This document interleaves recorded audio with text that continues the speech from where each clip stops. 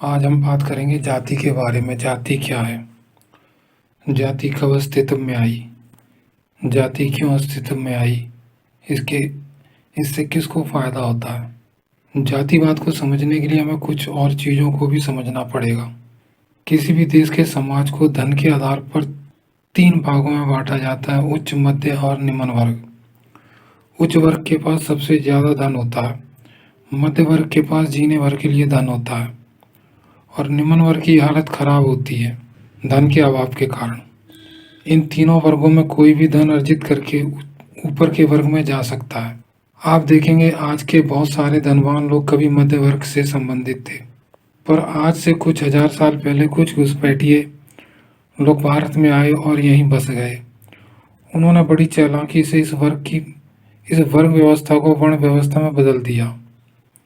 यह लोग आजकल आर्यों के नाम से जाने जाते हैं।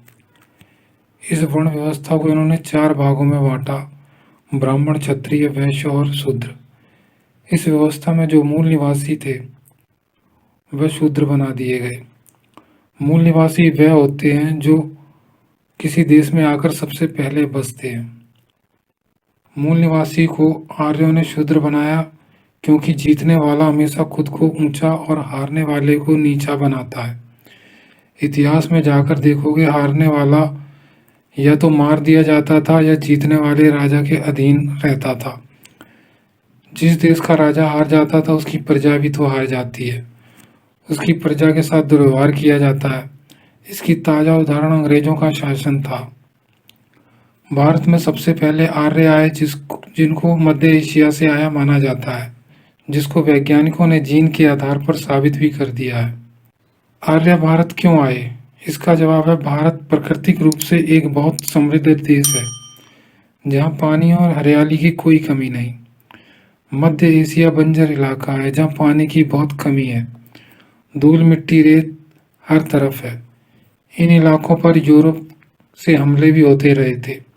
भारत उस समय बहुत समृद्ध था, यूरोप तक से व्यापारी आते थे।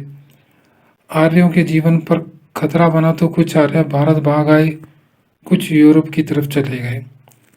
हिटलर इसका एक उदाहरण है। वह भी खुद को आर्य कहता था, इसीलिए उसका चिन्ह स्वास्तिक था जो अपने झंडे और वर्दी पर लगाता था। इन चीज़ों की बात डिटेल में किसी और टॉपिक में करूँ, फिलहाल जातिवाद तक सीमित रहते हैं। इन आर्यों ने भारत की जीवन शैली को अपनाया, भारत के समाज को जाना समझा।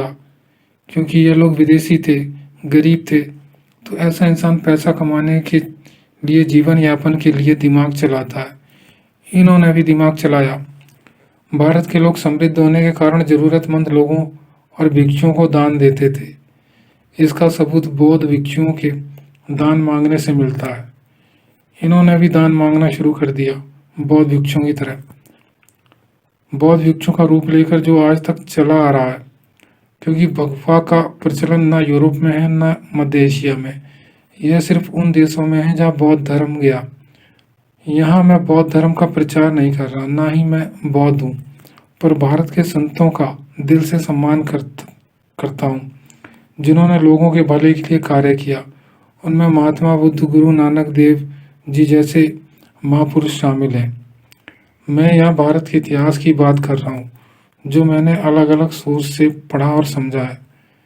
भारत के समाज को नज़दीक से समझने जानने के बाद ही मैं जातिवाद के बारे में बात कर पा रहा हूँ। आर्यों का भारत के समाज पर कब्जा तब हो गया जब हूण भारत में आए। हूणों ने भारत पर सबसे पहले उन राज्यों पर आक्रमण किया जो कमजोर थे और अकेले पड़ते थे। यही हूण बाद में आर्यों के साथ मिलकर वर्ण व्यवस्था में क्षत्रिय कहलाए। इन्हीं हूणों के साथ मिलकर आर्यों ने जातिवाद का खेल रचा, जिसमें मूल निवासियों को शूद्र कहा, नीच कहा।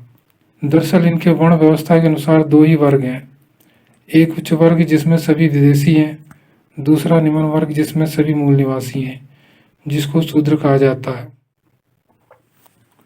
अब यहाँ आती है असली बात जातिवाद के बारे में।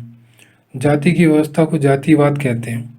जातिवाद मूल निवासी को मेहनत के कार्य में पीढ़ी दर पीढ़ी जानवरों की तरह लगाए रखने का प्रपंच है, ताकि मूल निवासी विरोध किए बिना इन विदेशियों के लिए मेहनत करता रहे।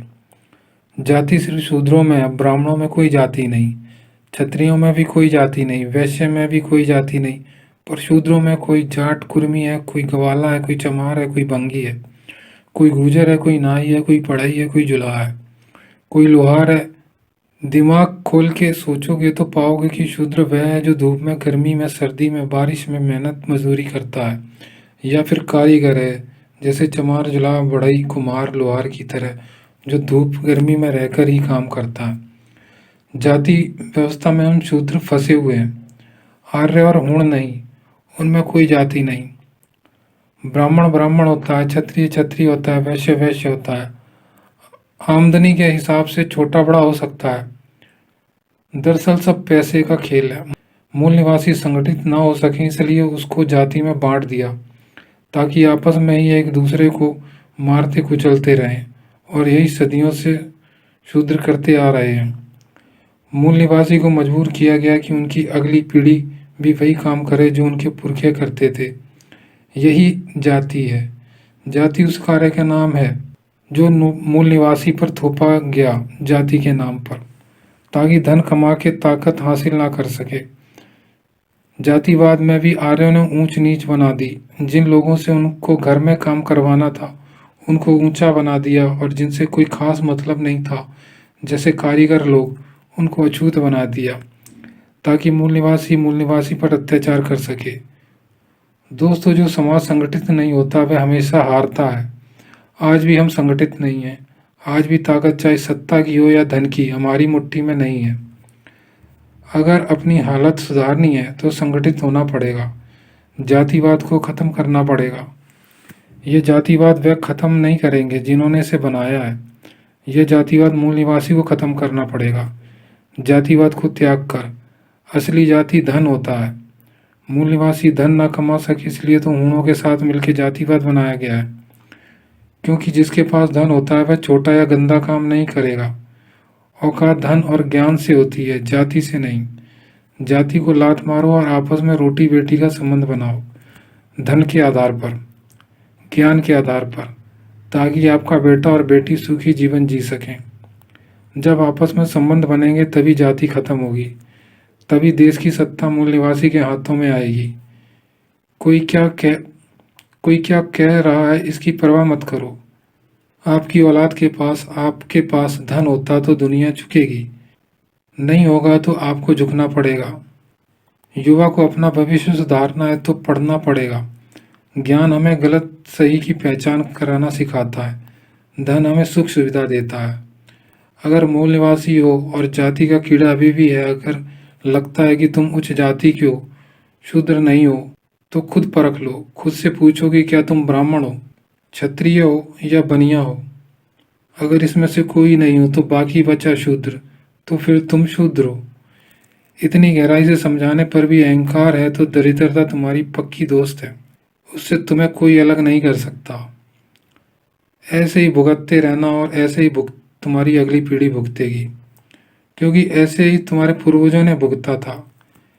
किसी ने आर्य हूणों के हाथों, किसी ने मुगलों के हाथों, किसी ने अंग्रेजों के हाथों। पूरी दुनिया आकर तुम्हारे बच्चों को ही गुलाम बनाएगी।